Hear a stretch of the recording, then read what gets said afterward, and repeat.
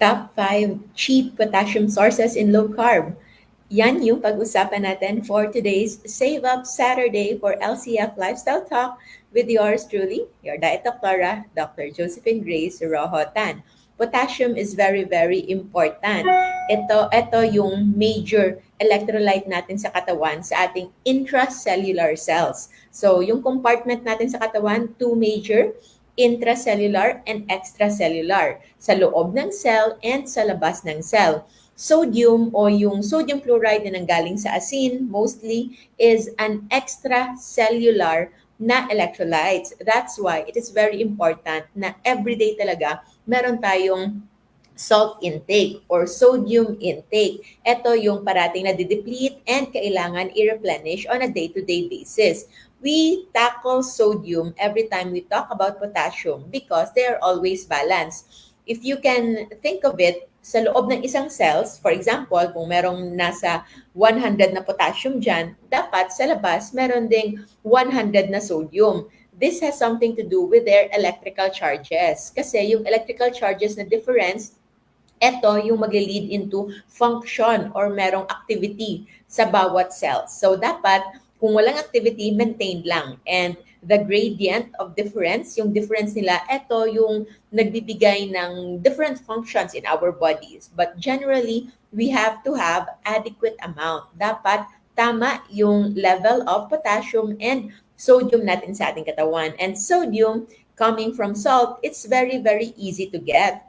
Yun nga lang, marami yung takot na kumain ng maraming asin. As a dictum, at least 1 teaspoon of sea salt or rock salt in a day. In addition pa sa salt na nasa pagkain na natin, those are recommended para mawala yung mga symptoms ng pagkakaroon ng panghihina, pagsakit ng ulo, and then yung mga sugar cravings, sweet cravings, usually yun ay dala lamang po ng kulang ng sodium. However, marami sa ating community members, especially those na nagsisimula pa lang, na nagkakaroon ng problems because of lowered potassium. Yung common source kung bakit merong lowered na potassium level yung mga tao, it's because hindi nila sinecure yung kanilang sodium level to begin with.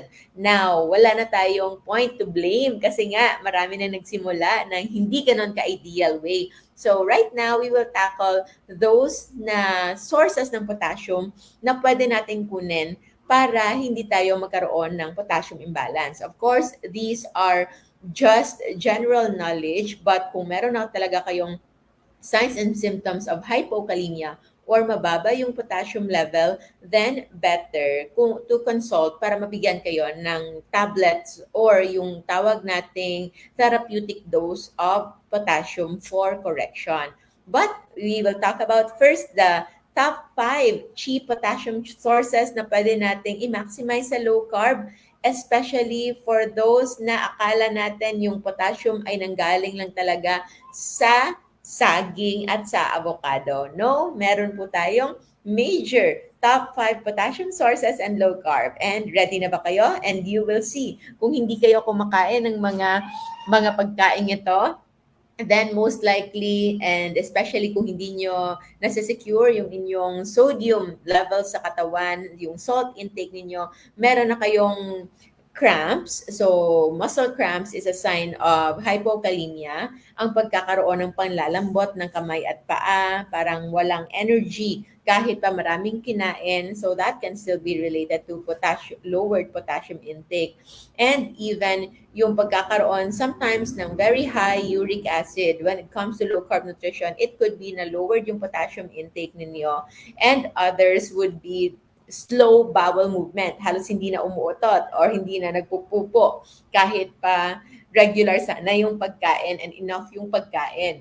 So, those can be manifestations of hypokalemia. So, if meron kayong mga ganong mga manifestations, especially at night, nagigising kayo in the middle of the night kasi nagkaroon kayo ng muscle cramps, then those might be related to potassium. So, eto na, top 5 cheap potassium sources in low carb. Number 1, of course, would be green leafy vegetables. So, the greener it is, mas marami yung vegetables, mas marami yung potassium na laman yan. So yung mga talbos, hindi kailangan bumili ng lettuce, hindi kailangan bumili ng mamahaling mga klase ng vegetables like asparagus, like parsley, celery, even just ordinary vegetables na tumutubo lang sa inyong bakuran, those can be high in potassium. Of course, a little reminder lang para sa merong mga autoimmune diseases, merong mga thyroid problems, you might want to check first if you are sensitive sa oxalates and other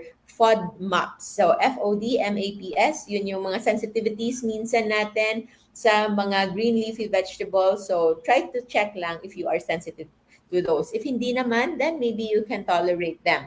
Yung isa daw sa pinakamataas is yung talbos ng beet.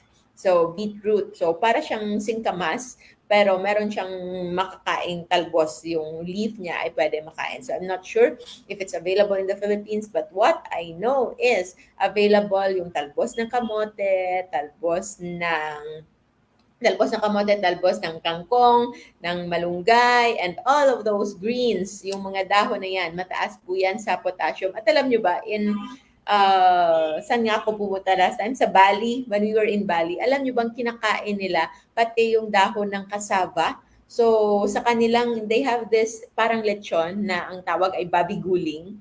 If you've been following our TikTok, na yan, I posted there something about babi guling.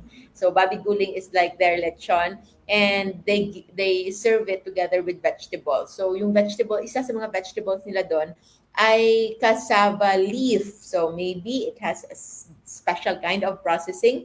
Hindi ko lang alam. But greens are very widely available. So kailangan i-maximize natin yan. Alugbate is one of my favorite. Basoy. So that's ground pork with alugbate. Isa yan sa mga later na na-learn ko, naging paborito kong pagkain, and thinking about it now, parang na-miss ko na. Maybe next time kapag pumunta si Maming, magpapaluto ako sa kanya ng basoy. So, that's a ground pork with any greens actually, any meat with any green. So, I think it's Chinese derived na pagkain. So, any one of those you can enjoy with low carb. So, lahat ng yan per 1 cup of those green leafy vegetables na raw can already give you 500 to 750 milligrams of potassium in a day. So, in a day, RDA, if you base on it, 3,500 of potassium in a day kailangan natin.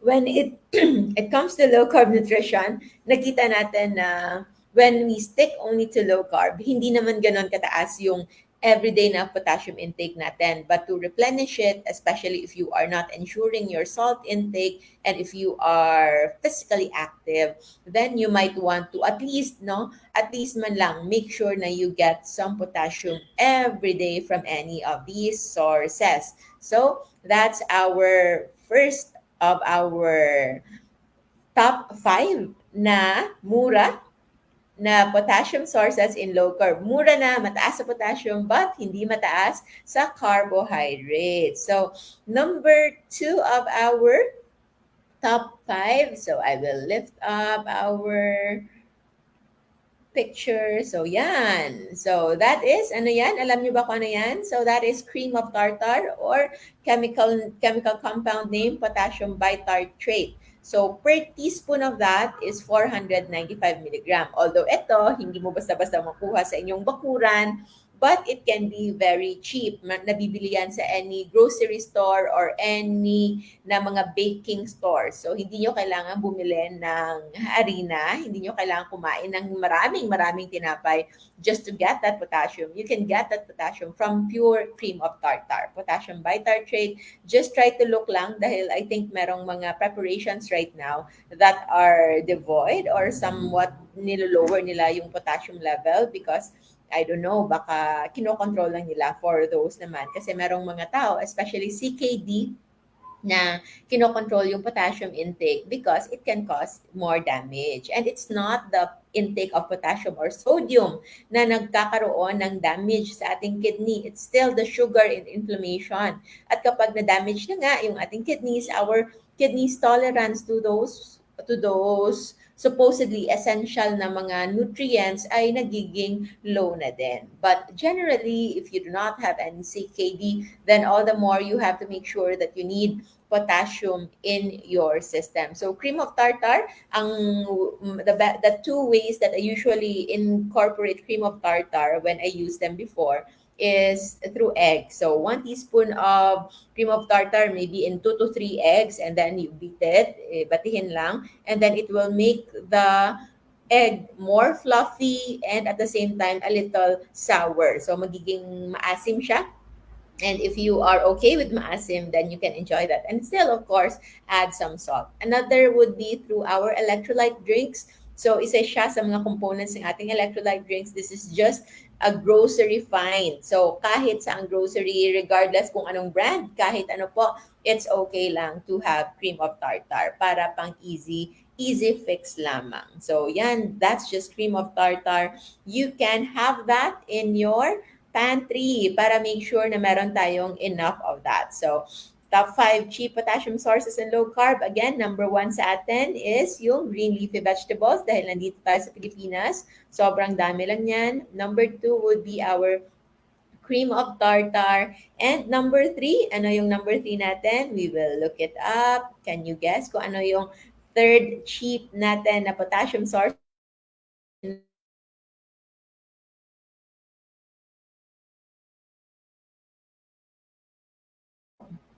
Yan. So, yan, sardines. Per 100 grams of sardines, so nasa 5 to 6 pieces of sardines, ay meron ng 630 milligrams of potassium at murang-mura pa.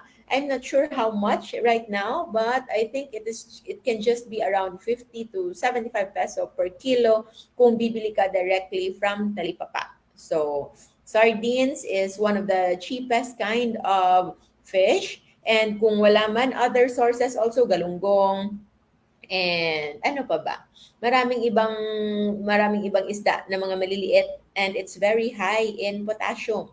So, you can save up a lot. Hindi nyo na kailangang bumili ng tabletas na potassium if you need potassium. Especially, sobrang dami na mga problema ngayon because of muscle weakness, muscle cramps, and it's just low in potassium. So, sardines is your next best thing. It's low carb. It's high in omega-3 even. Those 7 grams of fats na yan, those are high in omega-3 na kailangan ng ating katawan, especially if mahilig tayo sa baboy, mahilig tayo sa chicken, sa beef, we might want to eat balanced omega-3 to compensate with the omega-6 na nandun sa mga taba na yon. And that can be obtained from sardines. So, meron din yung ibang fishes. But sardines has one of the highest and widely available. And also, it is one of the cheapest sources of low carb. So, that's our top 3 cheap potassium sources in low carb. And we will now move on to our tingnan natin, to our top 4 cheap sources of low carb. So top 4 would be, I'm not sure if you are aware with this one, and that is, yes, eggplant. So eggplant or talong, meron siyang 229 milligrams of potassium per 100 gram. And it's also low carb. So per 100 grams of eggplant, I think nasa 3 or 5 grams of carbs lamang. So you can eat as much as kalahating kilo ng eggplant if you want in a day. And that is already gonna give you 1,000 milligrams of potassium per half kilo of eggplant if ever mauubos nyo yan. So, hindi kailangan kung anong nakikita nyo dito, ayun na lang yung kakainin nyo araw-araw. So, it's best to mix and match whatever you have in your pantry. And it's also something that can trigger your creativity on what menu to prepare for your family and for yourself for you to ensure na enough yung potassium ninyo in a day. So, that's our top 4 cheap and ano yan? Cheap potassium sources in low carb. Now, we will now move on to our top 5. Before we move on to our top 5, tingnan natin kung sino yung mga nandito. Hello, everybody. Good afternoon.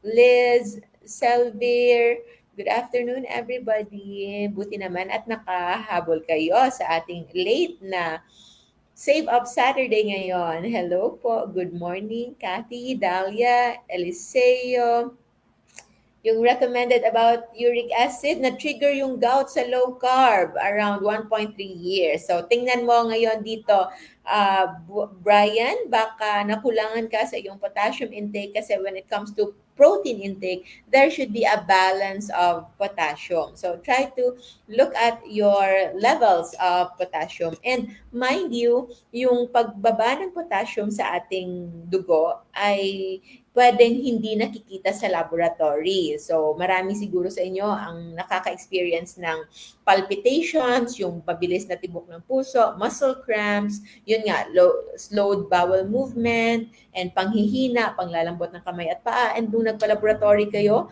yung inyong potassium level is still normal. And that is because potassium again is an intracellular na electrolyte. So, hindi siya na measure sa loob ng cells wherein dito tayo nagkakaroon ng symptoms or ng manifestations kapag ito ay mababa na. Yung minimeasure sa laboratory is just the serum potassium. So yun yung minimaintain ng katawan natin na normal level, sometimes even at the expense of the intracellular level. That's why when it comes to potassium management, we always go clinical. In fact, kay marami sa mga sakit when it comes to many illness na marami tayong dinadaing na sakit, may sakit ng ulo, merong masakit yung paa, masakit yung joints, meron pa nga iba parang nasisiraan ng bait. And alam nyo ba, in medicine, alam nyo ba yung unang-unang kailangan isipin muna?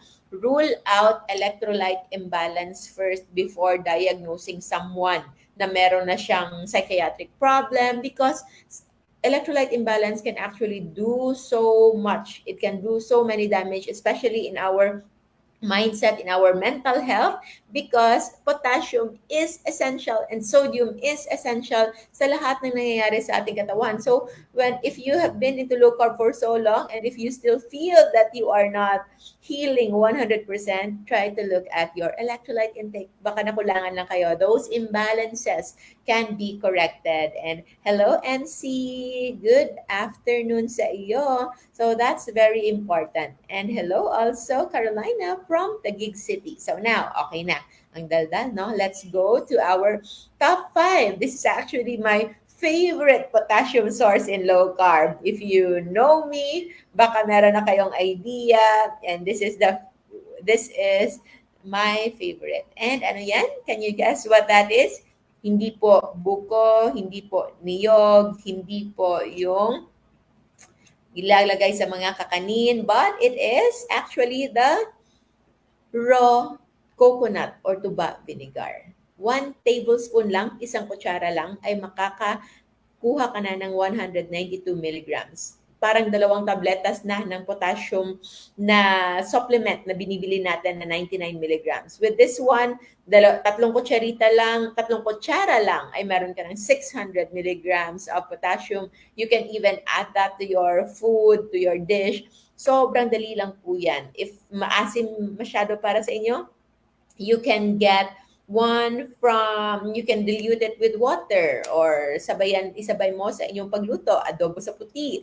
So sa mga mahilig sa adobo sa puti at iniinom yung sabaw ng adobo sa puti gamit ang coconut tuba vinegar, then you might see na wala kayong problema on your potassium levels. Hindi kayo nagkakaroon ng cramps, hindi kayo nagkakaroon ng panlalambot sa kamay at paa, hindi kayo nagkakaroon ng palpitations because you are ensuring your coconut tuba vinegar. Ang tuba vinegar na marami dito sa Pilipinas is even more nutritious than apple cider vinegar. Apple cider vinegar, it's yummy, it sounds nice, and it's also very expensive, and it's not local. Support local po tayo.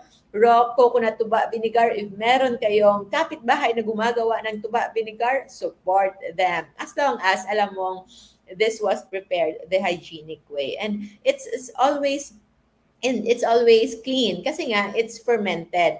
Kung meron kayo nakikitang mga parang mga little worms na dyan sa tuba vinegar, they are not worms and they are somewhat worms but they are not damaging to our body. Pagkapasok niya sa ating tiyan, mamamatay na yan. Those are just part of the fermentation process. Huwag kayong matakot dyan. Pinag-aralan ko lahat yan dahil tuba vinegar is my favorite. I don't drink tuba, just the vinegar. Magkaiba yung tuba sa vinegar. Yung tuba, meron pang alcohol content. Hindi pa siya fully fermented. And kapag natapos na yung kanyang fermentation process, it now becomes vinegar, just like kombucha. So kombucha is the one na hindi pa siya fully fermented. The moment that it's already fully fermented, it's already considered as a vinegar. That's why yung kombucha hack natin, if you've been part of our Life Without Rice for years, kasi I think more than 1 year na since I posted my last kombucha hack. Yung ginagawa ko, kasi kombucha is not always available and if you buy the can, it can be expensive. So, vinegar lang, 1 to 2 tablespoons of vinegar, lagyan nyo sa water, lagyan nyo ng maraming ice, you can already have like that kombucha feels. Kung nagwa-wonder kayo kung anong lasa ng kombucha, then that's it. Fully fermented kombucha. So, 1 to 2 tablespoons of vinegar, dilute in water, and lots of ice. If you feel like you're adding the sweeteners na low carb, that's in our caution list. It's up to you. But to experience that one, yun lang po, yung lasa ng kombucha. So, yun yung ating top 5 cheap potassium sources in low carb. So, recap natin, green leafy vegetables, the greener it is, the more yung kanyang potassium content. Just a warning lang for those with autoimmune diseases, merong mga rheumatoid arthritis, merong mga thyroid problems, you might want to check, baka sensitive kayo. If you feel like you're having a lot of aches and pains sa inyong joints and nagkakaroon kayo ng bowel problems after you eat all of these green leafy vegetables, then it might not be for you. But if you can tolerate it, I can tolerate it maybe once or twice every 2 weeks. Yan, I can tolerate that. But if I take it every day, nagbo-bloated ako. I feel bloated whenever I eat those green leafy vegetables. So, number 2 would be cream of tartar, and that is 499 milligrams per teaspoon. Isang kutsarita yan. You can add that to your eggs or your drink or anywhere in your food. Ang potassium, since it is a mineral, parang hindi siya nade-destroy even with heat. So, pwede nyo isama sa luto. And of course, sardines, it's high in potassium. It's also high in omega-3. So, sobrang ganda. If you can make your own homemade sardines, that's even better. And you use coconut oil for that one. Number 4 would be eggplant. There are others also na mga low-carb na vegetables and fruit. But dito sa Pilipinas, and it's also very cheap, would be eggplant. So, 229 milligrams per 100 grams. And lastly, our favorite, raw coconut tuba vinegar na isang kutsara lang ay meron ng 192 milligram of potassium. I think makakaubos ako ever since I was a kid. As early as 9 years old or 10 years old siguro. Kung umiinom na ako ng kalahating cup ng suka ng coconut vinegar sa bahay, I would ask my mom na, Ming, okay lang ba uminom ako nito? And moming also just allow me. And sa pasanayan lang yan.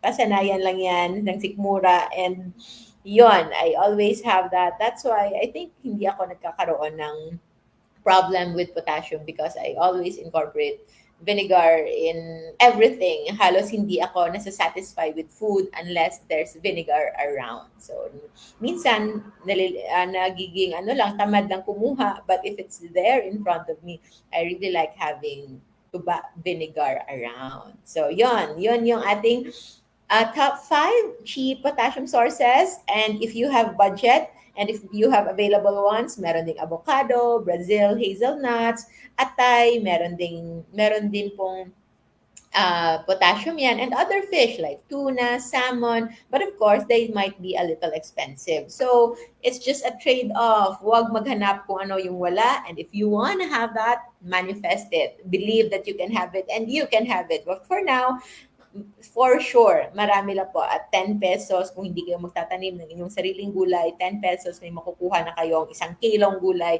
isang bundle ng gulay, and that's already enough for your potassium need in a day.